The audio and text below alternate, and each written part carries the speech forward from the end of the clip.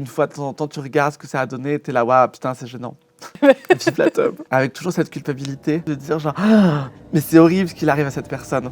Moi, j'ai une idée, mais par contre, là, ce que je suis en train d'écrire, ça n'a rien à voir avec le précédent, quoi.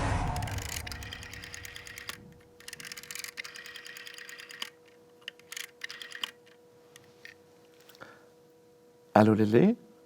Oui. C'est Tristan. Tristan. Tristan Lopin.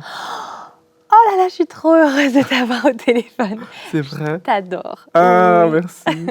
Tu sais que là, si tu m'appelles avec ce téléphone rose, c'est qu'on va parler de porno, de sexualité. T'es Ouais, OK il avec paraît. ça? Mais je suis OK. C'est bon. Génial. On y va. Alors, on y va, c'est parti. Allez, on y va.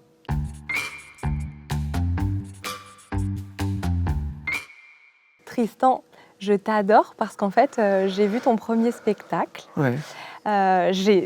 J'ai tellement ri, tu me fais rire toujours, tout le temps, même dans tes vidéos sur Instagram.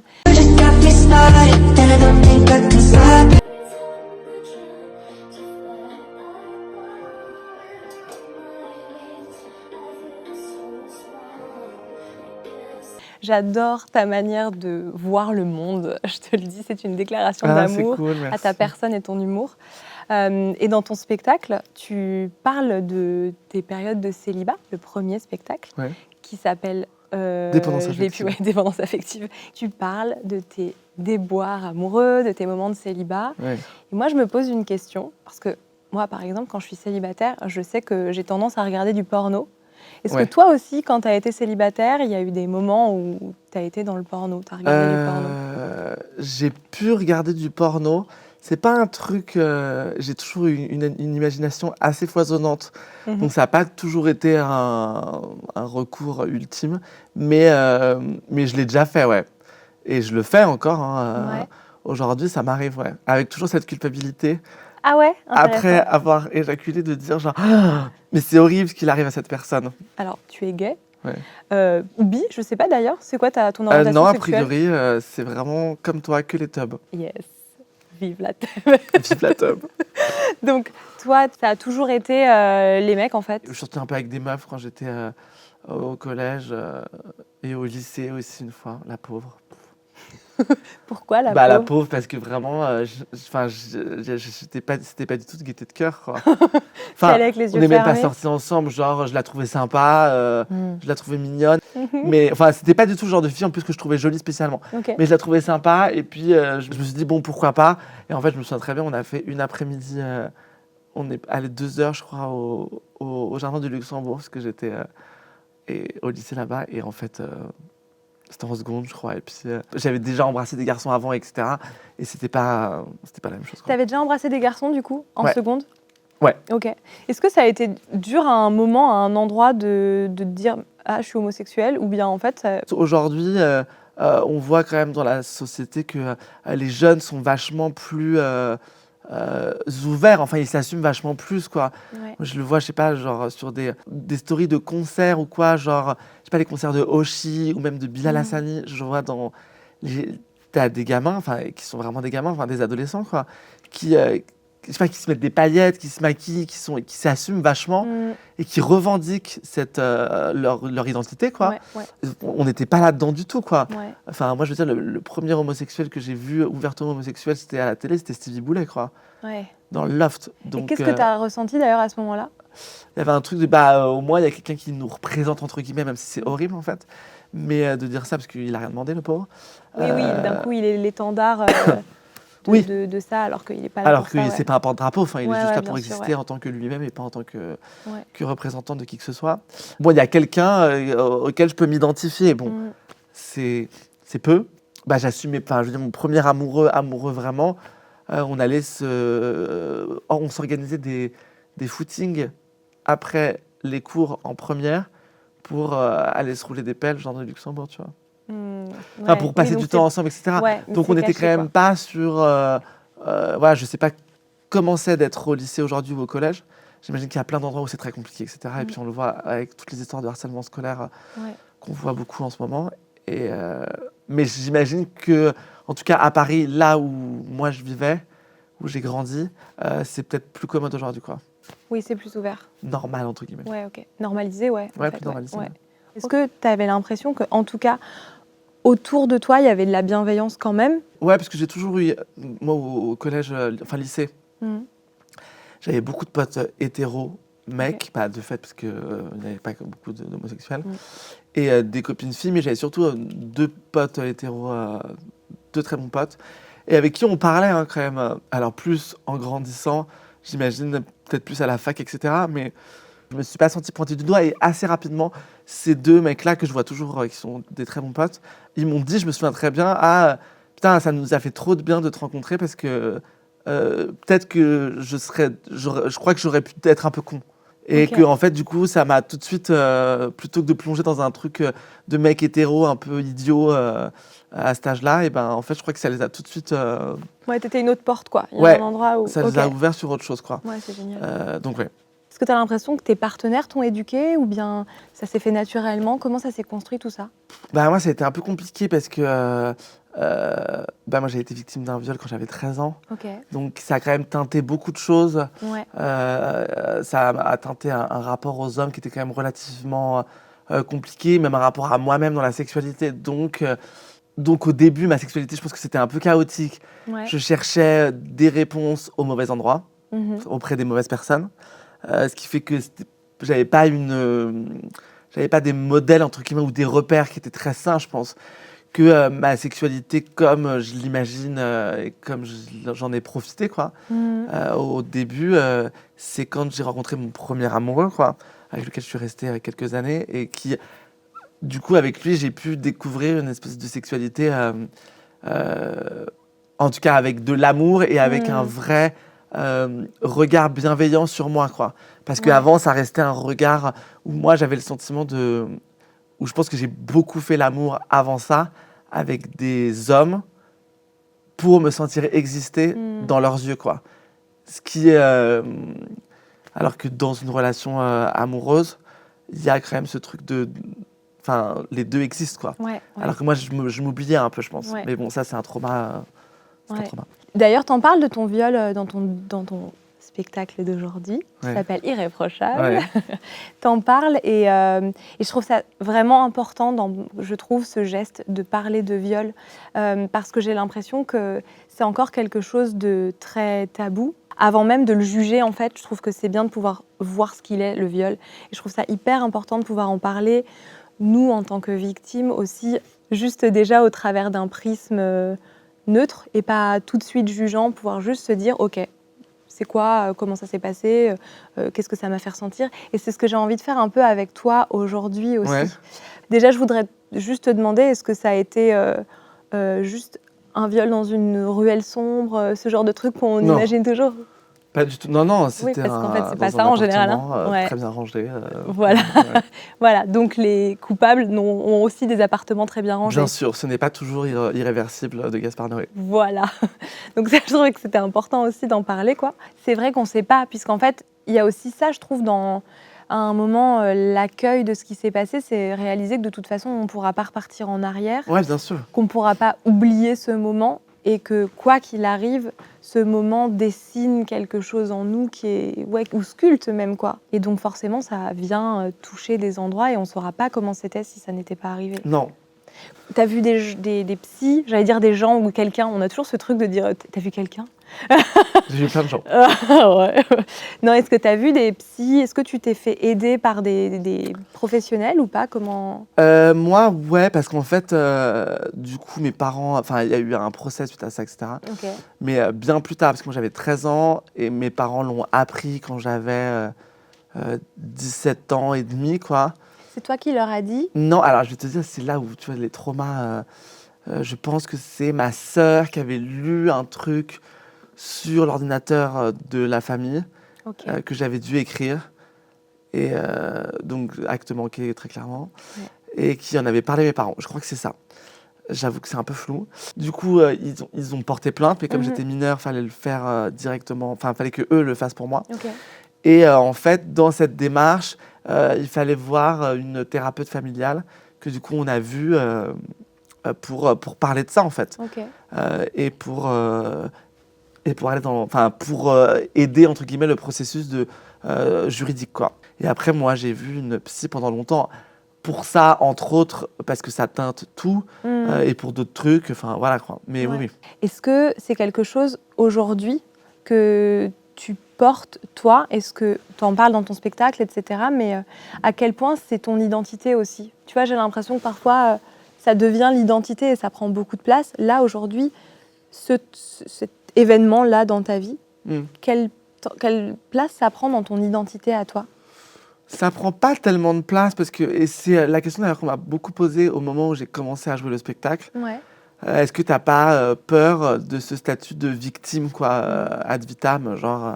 Ouais. Et en fait, moi, j'en avais pas tellement peur parce que déjà, quand j'ai écrit le spectacle, c'est que c'est quelque chose que j'avais digéré quand même, tout ce qui s'était passé. Enfin, je veux dire, j'ai avancé, quoi. Je l'ai pas écrit dans une espèce d'énergie reconstructrice il faut absolument que j'en parle, il faut que ça sorte. C'est pas un truc qui me rongeait, quoi. Ouais. Alors, j'imagine que ça me rongeait de manière... Enfin, que dans ma vie, c'était un truc qui m'habitait et que j'avais envie d'en parler. Surtout que c'était après toute la période du hashtag MeToo, etc. Donc, je pense qu'il y avait un truc qui trottait un peu dans ma tête. Oui, mais peut-être que ça peut trotter et pas ronger. Ouais, non, mais je pense que ça trottait, ça rongeait pas. Ouais. Je pense qu'il y a une histoire d'amour que j'ai eue qui s'est mal finie, qui m'a un peu remis là-dedans. Okay. Mais après, c'est pas, ça fait pas vraiment, enfin, ça fait partie de moi, mais je dirais pas mon identité, non, parce que c'est quelque chose que j'ai en moi, mais qui est, enfin voilà, je vis avec en fait. C'est plein d'autres choses. Ouais, il y a tellement d'autres névroses. On pourrait en parler pendant des heures. On pourrait en parler, ouais. Le fait d'en parler dans ton spectacle, est-ce que c'était parce que tu avais envie juste de le sortir de toi? Est-ce que c'était une démarche, je dirais, égoïste, si je peux me prononcer comme ça? Ouais. Ou bien tu avais aussi envie que ça puisse servir? Alors déjà, je me suis dit que ça pouvait servir. Je me suis dit que ça pouvait donner une autre forme de discours que celle qu'on a pu avoir justement au moment de la libération de la parole, etc. Ouais. Du hashtag MeToo. Et puis surtout, moi, je me suis dit... c'était un truc de sincérité qui est un peu idiot, mais pendant le premier spectacle et sur les réseaux sociaux, etc., les gens avaient vraiment une image de moi très solaire, très souriant, le bon pote à qui on a envie de... Et je me suis dit, en fait, déjà, c'est pas tout à fait vrai. Enfin, c'est une... Tu es très froid, tu es une horreur. Non, mais je veux dire, c'est pas une... C'est une version exponentielle de moi et je suis pas tout le temps comme ça. Et en fait, c'était aussi pour dire... aux gens, il y a beaucoup de gens dans votre entourage qui peuvent être très souriants, très animés par une joie de vivre un peu constante, etc. Ça ne veut pas dire que ces gens-là n'ont pas une espèce de part d'ombre et avec des zones qui sont compliquées aussi, quoi. Ouais. Et du coup, je me suis dit, j'ai pas envie d'être juste ce gay sympa, souriant. Ouais, tu vois, il y avait vraiment ce truc que je trouvais un peu agaçant parce qu'en plus, comme je parlais de rupture amoureuse, j'avais beaucoup de filles dans la salle et il y a ce truc toujours un peu dégradant. J'aimerais tout que ce soit mon meilleur ami gay. Et en fait, c'est comme avoir un ami noir, quoi. C'est quand même, bien. J'ai tout de suite pensé à ça. En fait, t'as envie de dire, non, en fait, on dit pas ces trucs-là, quoi. Ouais. Et j'avais envie de me détacher de ça. Et puis, je me suis pas dit le viol va être un bon moyen de me détacher de ça. Mais en tout cas, j'avais envie d'assumer cette part d'ombre et ces névroses qui m'habitaient beaucoup au moment où j'ai écrit le spectacle. Tu parles d'autres névroses alors dans ton spectacle? Ouais, en fait, je l'ai écrit pendant le premier confinement. Enfin, je prenais des notes et j'avais vécu 2 ruptures amoureuses avant le premier confinement, alors que moi, j'avais passé toute ma vie en couple. Donc vraiment, le confinement, c'est arrivé au mauvais moment, quoi, dans ma vie. Ouais. Ou au bon, d'ailleurs. Parce que ça m'a permis d'écrire ce spectacle. Mais vraiment, j'avais été avec un garçon pendant 2 ans. Il y avait eu des trucs un peu intenses, ça avait été compliqué, je l'avais beaucoup porté, etc. Et après, je suis sorti avec un garçon pendant genre 3 mois, duquel je suis tombé très, très amoureux, quoi. Mais mal. Genre mal amoureux, quoi. C'est vraiment t'aimes la personne pour... C'est quoi mal amoureux? Mal amoureux, c'est quelqu'un qu'on aime pour les mauvaises raisons, je crois. C'est quelqu'un qu'on aime parce qu'on se sent vivant dans le bonheur et dans le malheur. Donc c'est-à-dire que t'avais des journées où genre, mais c'est génial. Il y a des journées où, genre, mais c'est l'enfer, en fait. De je me pose 1000 questions, je sais pas où il répond pas. Ouais, un truc un peu toxique. Un truc un peu toxique, carrément. Ok. Et ça s'est fini. Et moi, j'étais vraiment, j'étais dans le noir, en fait.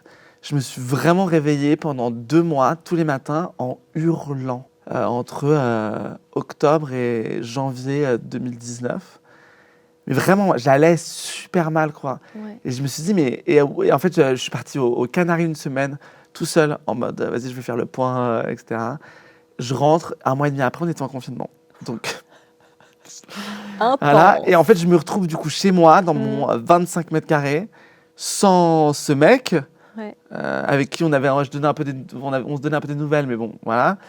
Mon ex, qui habitait pas très loin de chez moi, qui était avec son nouveau cum. Ah, Et en fait, j'étais là, chez moi, j'étais là, mais... Enfin, ça allait pas. En plus, Ouais. c'était le moment où ça a commencé à aller mieux. ok.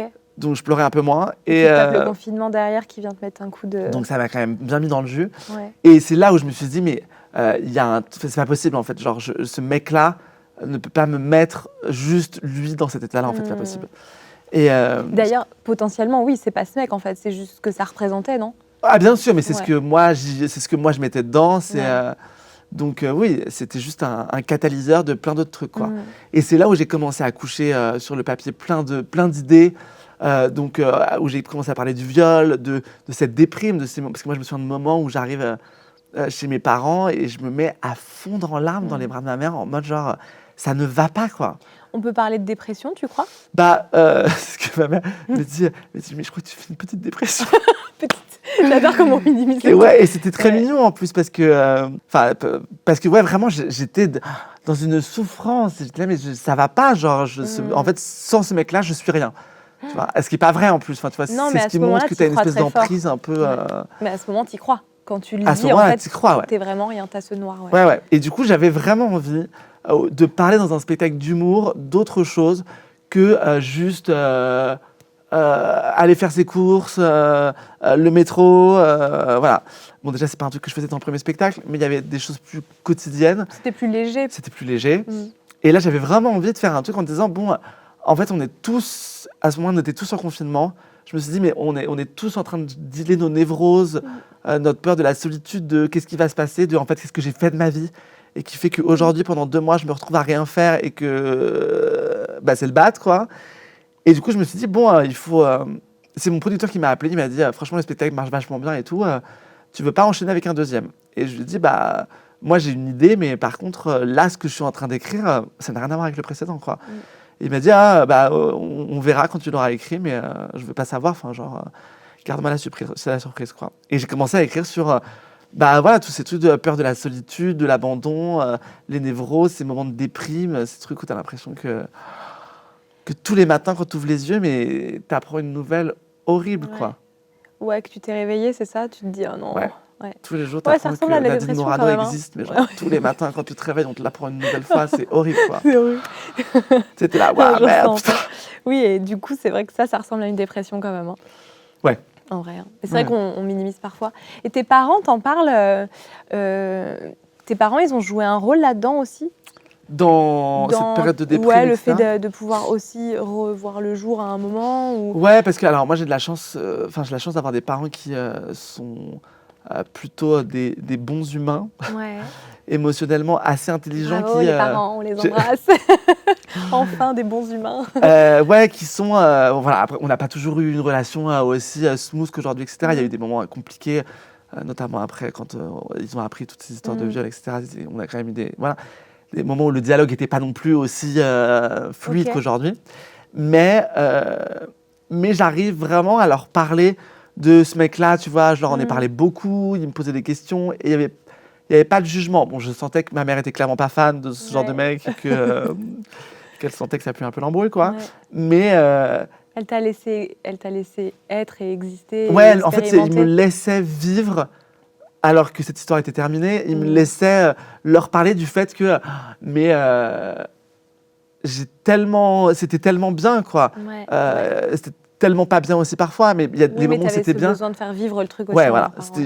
J'avais besoin aussi de leur dire, genre j'ai vécu. C'est peut-être pour ça que ces gens-là nous laissent une marque, c'est que en fait ça dure 3 mois et pendant ces 3 mois, j'ai l'impression d'avoir vécu, mais genre, tu vois, de m'être autorisé une forme de lâcher prise que je m'étais jamais autorisé avant.